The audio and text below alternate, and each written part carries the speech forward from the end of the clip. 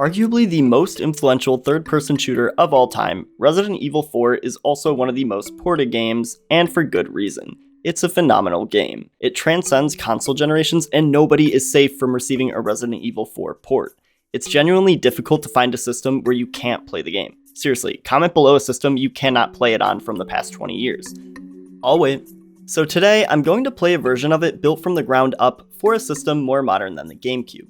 I'm of course referring to Resident Evil 4 Mobile Edition, which sadly has been delisted from the App Store, so instead I'll settle for the 2023 remake of Resident Evil 4.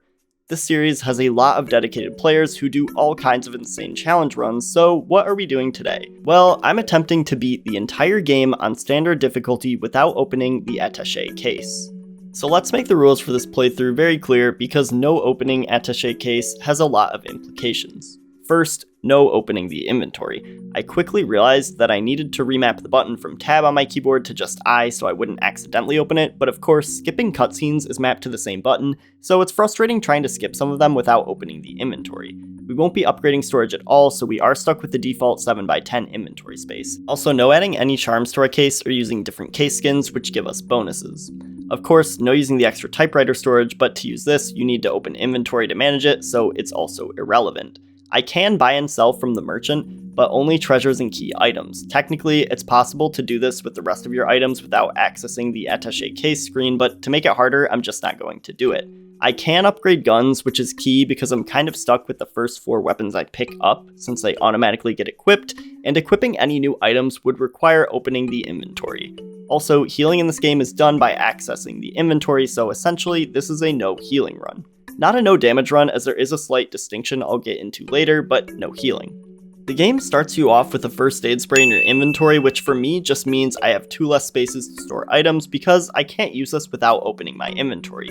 This also goes for herbs. We can't use green herbs to heal since in the remake you can only use them from your inventory. In the original you could use an herb as you picked it up, but here it just gets added to the inventory. This also means no upgrading health because that's done through the inventory with yellow herbs. So what about crafting? It's possible to do this outside of the attache case screen, but to make things harder, I'm not crafting for this playthrough either. So all we have to work with is the health we're given at the start of the game and any ammo we pick up and can fit in our inventory. This is a new game on standard difficulty, so we don't really recover health at any point, unlike the easier assisted difficulty where health gets restored a bit if it gets too low.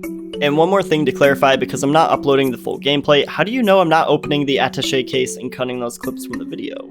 A few ways. One, you get stats at the end of each chapter, so you can make sure I'm not healing by the fact I will complete each chapter with 0 times taken damage, or if I do take damage, I will show where that occurred. Another thing, when you pick up an item for the first time, you see a screen with the item name and a picture of that item. So if I'm being honest and not picking up any herbs, resources, or gunpowder, then that would be reflected in the final chapter by picking up these items and seeing that screen indicating it's the first time I am picking that item up. As for proving I'm not equipping any other weapons, I can reload a save near the end of the game to show that my extra storage is empty and the merchant doesn't give the option to sell back any weapons I could have bought and then sold to him. Hope that satisfies you. This is a very long-winded rules section, but in short, no opening inventory, no healing, and no crafting. This is going to be a challenge. Anyway, with the rules set in place, let's start suffering and see if I can beat Resident Evil 4 Remake without opening the attache case. Resident Evil 4. Our story began as these 2 cops tried to spook us. A lot of people have gone missing around here. Yeah, a lot of people have gone missing around here. Anyway, let me get out of the car in the middle of these woods to go pee. Bozo. I'm sure you boys didn't come all the way out here to roast marshmallows. Maybe you did. After those 2 guys were dead, it was time for the classic village fight where I had to hold out until the bell rang. This fight was a little annoying, but my strategy was to run to this house with the shotgun and basically stake out on the roof here. Picking up this shotgun meant I was kinda dedicating myself to using this and the starting pistol for the entire run. I was able to kill the chainsaw guy and hold off villagers without taking any damage because there's only one side of the roof they can enter from, so I didn't have to worry about villagers flanking me. There is a skip for this fight where you shoot the bell immediately, but it requires a rifle, which I didn't have because this is a new game. After enough time, the villagers headed to bingo and I was off without damage. Where's everyone going? Bingo? I kept moving, and the villagers were a little hostile for some reason, but eventually I got to this cabin, and as I was walking inside, got hit with some dynamite. I saw the autosave icon and expected the worst, but luckily this hit me right after the autosave, so I could just reload the save and not lose any health. I met up with Luis and got knocked out right after that. One chapter down and no damage. The next chapter started with a nice bonding moment with Luis where we choked this guy to death. But then the game forced me to open my inventory. Though technically the game did this on its own, I didn't press the button, so I'm counting this as an exception. I avoided the villagers in this first section and just ran to open the door so I could get my stuff back. Once I picked up my items again, the game forced me to open my inventory. This is actually the only other time in the game you're forced to open the inventory, but still pretty frustrating. Also, you do have to pick up your items here as far as I'm aware, because that's what triggers the merchant to open the next door for you to progress. Over here, stranger. Of course, shooting giant rats and fighting off bioweapons is just another day in Australia for this guy. I needed to steal this crest to get through a big gate, and this took a few tries fighting off all the villagers here, but I was able to do it with no damage. I dodged this chainsaw guy and stepped inside this house to use the bathroom, which of course was occupied. Sorry dude. I found a single egg in the oven, which I'm obsessed with, because what were they trying to do with this? Mendez then met us upstairs to choke Leon in the bedroom, but didn't stay long once he found out Ada was watching us, and then the chapter ended. I left the house and noticed a bunch of bear traps set up. Seriously, who is dumb enough to step in a trap 2 feet away from another trap? So, anyway, maybe now's a good time to say that bear traps don't do any damage, so that's fine. Let him chew Leon's leg, he'll walk it off. We made our way past the church, which was locked, and headed along the cliff sides. These wooden paths looked very safe, so it's definitely a good idea to throw Molotovs at people on these bad boys. Yes, just me and the boys having a nice afternoon on the lake. I had to pick up some gas real quick and then fill up the boat for a little ride myself. I am personally a massive hater of Del Lago, and this fight was not fun for me. I ended up taking damage 4 times here, and in hindsight I could have just replayed this a couple times so I could have no damage for the satisfaction of being consistent with my stats, but at this point in the run I wasn't thinking no damage, but no healing, so that's one distinction like I mentioned at the beginning. Taking damage here doesn't actually take from Leon's health, it only lowers the boat's health, so this is fine in the long run. Slight annoyance if you care about perfect stats, but I still made it through and didn't need to heal. Then Leon collapsed at the end of this, and the collapse here is way less funny than the original game.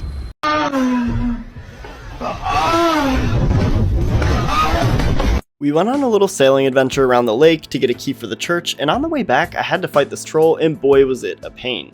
Lucky that we saved that dog earlier because it doesn't really help much, but it's cute, so it boosts morale. Hey, what's that dog? Very good, Leon. Dora the Explorer-ass observation. I spent so long just continuously dying to this troll and began to get discouraged, but then I remembered I had enough money to upgrade my weapons, so I did just that, and came back to this fight, which I was then able to beat without too much of a challenge. Thank you, dog. Then we made it back to the church, and after completing this cool little stained glass puzzle, we met Ashley, who was happy to see us. That went well. And no damage for this chapter. We ditched that church, and with all the clouds and rain outside, the friendly villagers wanted Leon to stay warm, so naturally they beat him with lit torches. How thoughtful. Running past the cemetery and through the village was pretty easy, but we got to the cabin, and oof, this was unsurprisingly one of the hardest sections of the game. My strategy was to board the windows by the stairs and kinda camp out on the stairs. I got pretty far and even had the bull mask guy spawn in a few times, but just missed out on killing him, so I ended up going back and picking up treasure to sell so I could upgrade my weapons at the merchant. Even that wasn't enough, and I struggled a lot to beat this part without taking damage. The grabbing enemies screwed me over a lot, and they were one of the most frustrating enemy types for the entire playthrough. No weapons, no plan, just pure hater energy. The cabin fight was rough, but for a while I didn't know exactly how many kills I needed, and I was conserving way too much ammo for the bull mask guy. If you survive long enough, the sequence will end, but the timer is insanely long, so killing enemies is the easier and more efficient way to beat it. Instead of just trying to survive, I played more aggressively and tried to speed up my kills. It also sounds obvious, but I started thinking more about the sequence as being divided into 3 parts. The first one requires about 17 kills, at which point enemies will start climbing a ladder to get inside. Then you need 5 more kills, and the bull mask guy will spawn, and killing him causes Ashley to bail Leon out. This was frustrating, but eventually I made it through. Still no damage taken in our stats page, but 1 death, which I have no idea where it came from because usually as soon as I took damage, I would reload a save. Next, we had to deal with the Chainsaw Twins, and why did Leon do all this? Like, he could have just taken a step backwards. I am flattered. But I'm a one-lady type of guy. But we all know that's not true the way he flirts with everyone in this game. Anyway, I got the crank and we continued. Then Mendez chased us along this path and Ashley decided to get caught a few times to humble me, but we made it to the boss fight and this was gonna be tough. There's basically no cover for this fight and you start right next to Mendez, so it seems hard, but the first half of the fight actually isn't that bad. I used a strategy I found here from this guy called Saboteur, which if you keep running right at Mendez, he can't grab you and you can pump him full of lead until he splits in half. He does have a move in the first part where he spins around, so if you notice him stop moving and he says, "Judgment," he is about to spin like a Beyblade and you need to get out of the way. The first half isn't that bad, but the second half is a little luck-based dependent on how aggressively Mendez throws stuff. He throws burning wood and occasionally red barrels that you can shoot to damage him, or he'll throw a flurry of like 5 pieces of wood that you can't really dodge. Eventually I did beat him, and the difference I think was that the crates gave me shotgun shells on that run. After this, Ashley and I made our way to the castle. Hey now, this is what dream. Again, could not tell you where I had 3 deaths, but I can tell you where I got damage. Nowhere. We got to the entrance of the castle, which had a bunch of strategically placed catapults because clearly you'd set them up to just shoot around the entrance and not at the exterior. There's a way to get the cannon that Leon can use quicker if you shoot the counterweight through this window, so I did that. Took a few tries, but I got all the cannon enemies and was able to shoot back with this cannon and enter the castle. A most warm welcome, Mr. Kennedy. Who the hell are you? Can we just take a minute to mourn the loss of Salazar's silly little hat he had in the original game? I mean, I know they want to make him look more aged, but man, I miss his old design.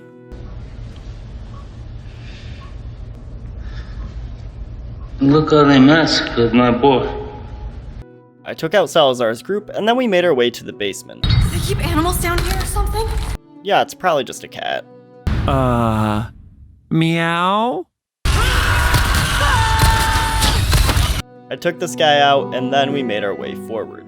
Leon, if you were really trying to get rescued, then you would have just told Hunnigan that you found oil. US military would have been there in a second. A ton of enemies swarmed me, and the strategy I used here was just to run for the wheel and not kill anyone. If you don't kill or headshot, then no plagas can sprout, and the enemies are mostly easy to run by. I had to shoot a few guys to stun them, but not killing and just moving actually worked out pretty well. I boosted Ashley up to raise his platform and fought off more enemies until we were clear to cross. Lots of killing avoided, but it somehow worked out, and we were able to move further into the castle. I really wanted some bass from this fountain, but sadly I had to leave them behind since they would only sit in my inventory and take up space. I had to take out one of the zealots in a red robe and steal his lantern. For this part, I just zoomed in, shot him with my shotgun, and zoomed back out. Continuing forward, this drawbridge section was super frustrating. The first part has about 5 enemies walking towards you, and I tried to run past them, but I wasn't consistently able to do this without getting hit. Eventually, I made it through, and after a combo of running and gunning, I made it to the autosave with this troll throwing rocks. This part was also annoying because at the first tower you run to, a scripted enemy jumps out behind this first wall, and even if he's stunned and there's a prompt to kick him, he can snap out of it to grab you. Then more enemies with flaming arrows shoot at you after this, and it's a classic case of being lucky and somewhat patient. But I made it through and ended the chapter with 0 damage taken. Then we had to make our way through this maze and open the door. Hey, how y'all? Get your fucking dog, bitch! It don't bite. Yes, it do! This part was stressful, but I just used a bunch of shotgun ammo here to take out any dogs that jumped out at me, and I made it through. Inside the castle, we got a classic puzzle. Putting heads on this statue to open a door. I love Resident Evil architecture. Now to explore the castle. I think you'd look pretty dashing. Shoot your shot, Ashley. First, we got the lion head by fighting off these knights without too much of an issue. I just used shotgun ammo to get them to kneel so I could kick their helmets off, and then boom goes the flash grenade. Nighty-night, knights. The next room I went to had the goat head, and there's usually an enemy who pulls a lever so this elevated path goes down, but if you time a grenade throw just right, you can kill him before he pulls it. Makes this little cutscene a lot funnier, and sometimes it even skips it altogether. More enemies spawn on the opposite end of the path though, so you do need to do some amount of fighting. In my case, that meant a few gunshots, a kick, and then getting the heck out of there. The snake room was the easiest, but also made me the most uncomfortable because Leon and Ashley were flirting. But I'm not used to having such good company. Is that a compliment? Okay, time to leave. There's not much to say for the Ashley section, since really you just run to get the crest and avoid the knights. Ashley! Ashley got grabbed again. Oh wait, that's happened like 10 times already. I think all these deaths were probably from Ashley, but who knows. Next I headed to the bug room, or as I like to call it, The Last of Us Part 1 PC port. I actually managed to do this on my first try, and I was pretty surprised how easy it was to complete by just running through and shooting any bug that got in my way. If the bug room was an easy surprise, this next room was a nightmare. The double Gyarados would not die, and more cultists kept spawning in during this fight. It's really tough to do no damage for this, and on top of that, I felt dependent on what ammo spawned in this area. Another thing that I haven't mentioned much until now is that since I wasn't crafting or using weapons aside from the shotgun and pistol, anytime I accidentally picked up gunpowder, resources, or other ammo, I had to restart from my last save, which was super frustrating. I ended up backtracking and got as many treasures as I could, though I had no small keys, and no Ashley to climb over a couple walls, so I had to leave those ones behind. Still, I was able to max the power stats of my pistol and my shotgun. My strategy here was to focus on the bells and lob all my grenades at these two guys. It still didn't help much, but eventually I managed to kill both of them. I actually didn't kill either one of them on their own, but once I killed one, it gave me the confidence to get both, so that was kind of awesome. I very carefully grabbed all the loot from this room and didn't pick up any gunpowder or resources. This part was so frustrating, I literally would have quit the playthrough if I did that after finally killing the Gyarados. Salazar's gang hazes Ashley and she has a shot or 10 of whatever this is, and then Leon gets thrown down this pit.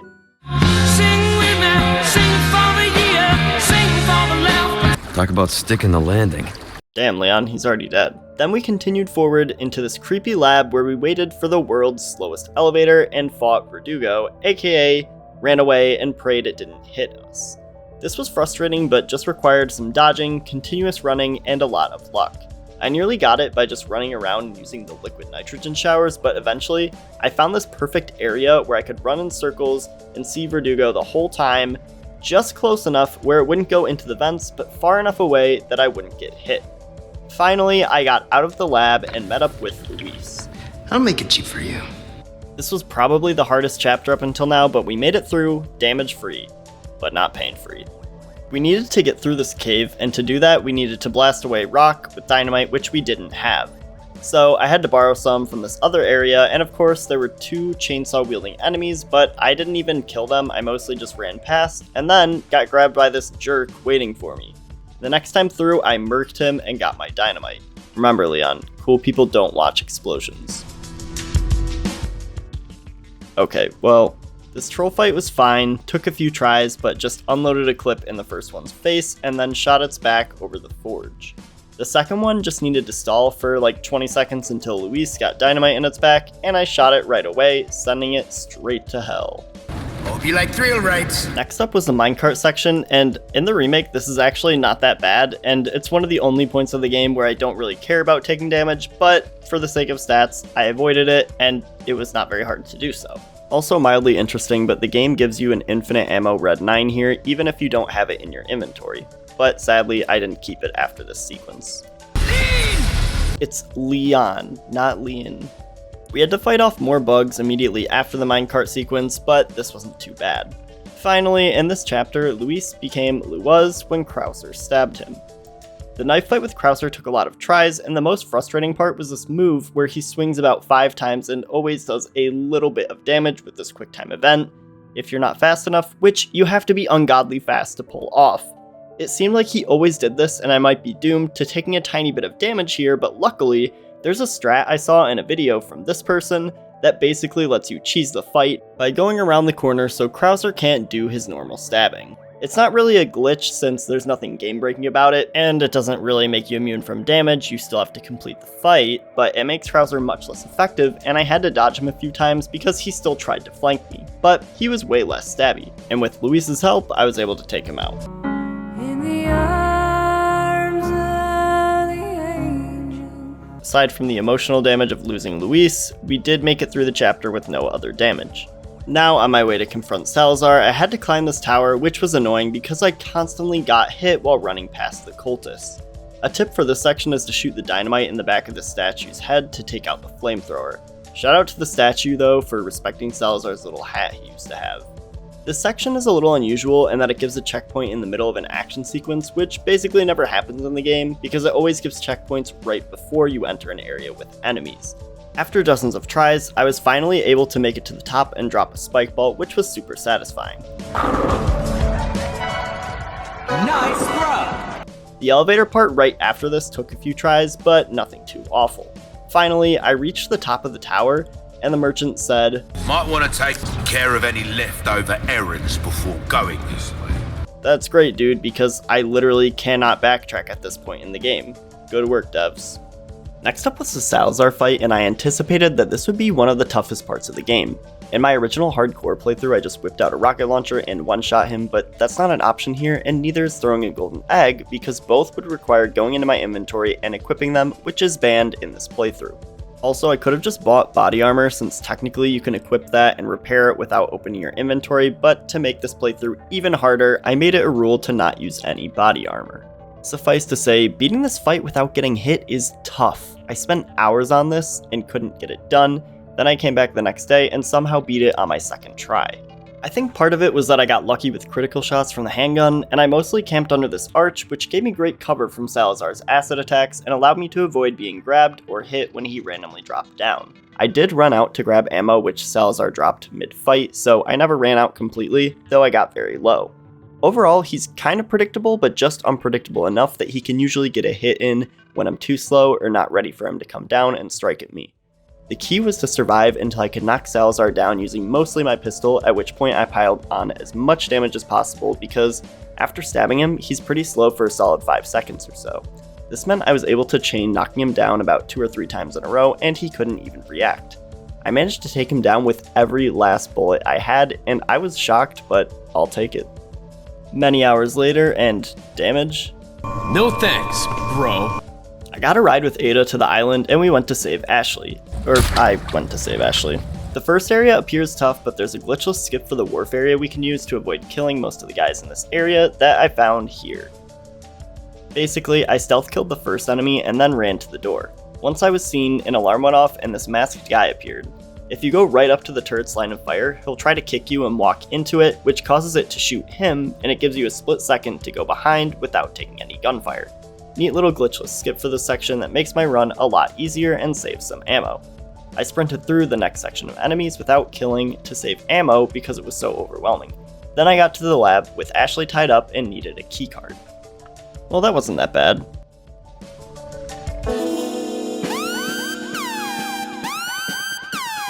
The regenerators in this section were terrifying, and their breathing alone is unsettling, but you can parry them and mostly run past, so that's basically what I did. Eventually, I made it to a room with 4 regenerators and glass tanks, and one had a wrench, but to tell which one has it, you need to use a special scope, but I couldn't equip a rifle to use that scope, and even if I could, I couldn't equip attachments without opening my inventory, so I resorted to a highly skilled strategy I call guess and check. First try. Of course, I had to upgrade my keycard, and more enemies spawned in during this, and one of them even broke tubes open with other regenerators, but I kinda just ran in circles, got my card, and dipped. You know the drill. Damage is not a thing here. Reunited with Ashley, and we passed a few enemies, and I ignored this regenerator in the sewer and opened the door. At this next part where Ashley held a bridge for me while I turned on the power, a regenerator and some villagers spawned in, but as I flipped the switch, I ran past the regenerator that spawned and back to the bridge. If you're quick enough at this part, you can shoot the villagers before they grab Ashley and run across the bridge without it going down. This is pretty easy to pull off, but Ashley still got grabbed somehow right after when I turned on the power for the exit gate. Anyway, we made it through this section pretty easily. Skills. The Wrecking Ball area had a lot of enemies, but luckily there's another skip we can use that's easy to pull off. Normally, Ashley has to swing the Wrecking Ball a few times, and this can take a few minutes to break the wall, but you can weaken the wall yourself with some grenades. I've seen other people do this strategy with an RPG or 2 heavy grenades, but it also works with 3 regular grenades, which I had on me. So I sacrificed some grenades, but saved on ammo and the stress of having to do this section with no damage. Ashley flirted some more with Leon on the elevator out of here, and it made it feel slower than the Verdugo elevator. We work well together, don't we? We can protect the US from any and all threats. Is that right? Sorry, Ashley, but you're not Ada. I mean, just kidding. Let's go be secret agents together. Ashley gets taken for like the millionth time, and then it's on to the Krauser fight in the ruins. I had to parry a bit here, but I brought my gun to a knife fight, and since my pistol and shotgun were fully upgraded at this point, it was pretty easy. You better hustle! Who knows what's become of the girl? The original game's been out for a while, pretty sure she lives. The rest of this is just avoiding Krauser's saw traps leading up to the final fight with him. Okay, all the flirting with Leon was a bit much, but now people are stripping Krauser? Come on, have some class. The final part of this fight was actually pretty quick because I just loaded all my shotgun shells into Krauser and then finished him off. I dreamed well.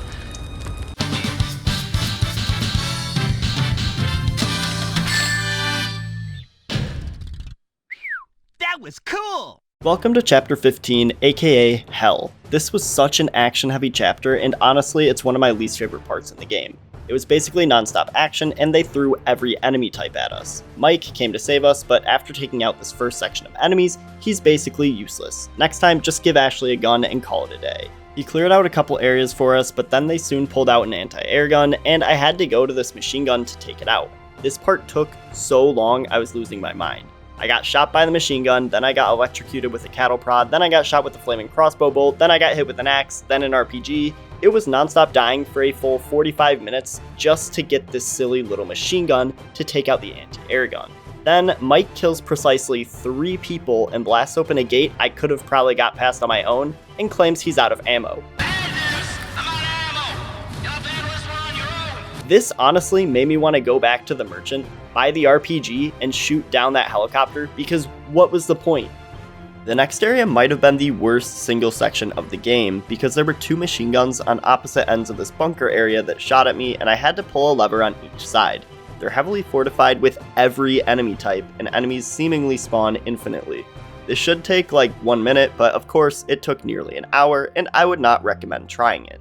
Enemies just kept spawning in and the problem is that after pulling the second lever, about 5 enemies jumped down right in my path and I couldn't do anything, but after a million tries, I stunned them with a flash grenade and survived with no damage. Thank God. I wonder if this grave could be foreshadowing anything. Mike returns again just to get immediately shot down. Yes! Oh no, he died! Anyway, in this lab area right after, there are more regenerators waiting, and if you don't hit the bags that they're inside, they don't drop out. So that's exactly what I did, and I was able to make it through this section pretty easily. The next checkpoint was rough because once again, the game threw so many enemies at me that it was really luck-based for how aggressive they were. I died many times, and I discovered that the bull mask guy can be parried, which is cool, but if you have to parry this guy's shots, you're probably screwed. I just had to flip the switch on this turret, run through, and make it to the exit.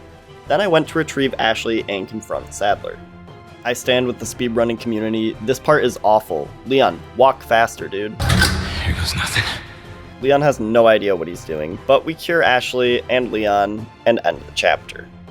The final chapter in the game is basically just a Sadler fight, which is pretty tough to avoid damage. But before we get to that, here's the final time we can see the merchant, just to prove I don't have any guns I've sold to him, and I have nothing in my storage. I probably could have kept trying this until I didn't get hit, but I remember this is literally the last part of the game where health matters, so I said screw it and just took a couple hits. After the first phase of this fight, Sadler swung his tentacles at me and I had to dodge for a minute until Ada tossed me a rocket launcher. Thank God I didn't need to open my inventory for this because as soon as I picked it up, it was just in my hands. I shot at Sadler and bam, he's down. You coming? Yeah, after all that, let me just leave Ashley here to die. The final section running to the jet ski was slower because when you're low on health, you don't run as fast, but none of the remaining enemies can attack here, so it didn't matter. They did drop more items that prove I never healed or crafted, so here's some more proof. The jet ski section was a breeze, and I finally made it to the end of the game. I earned the Frugalist achievement for not using any recovery items during this run, which was rough, but I'm very happy I did it.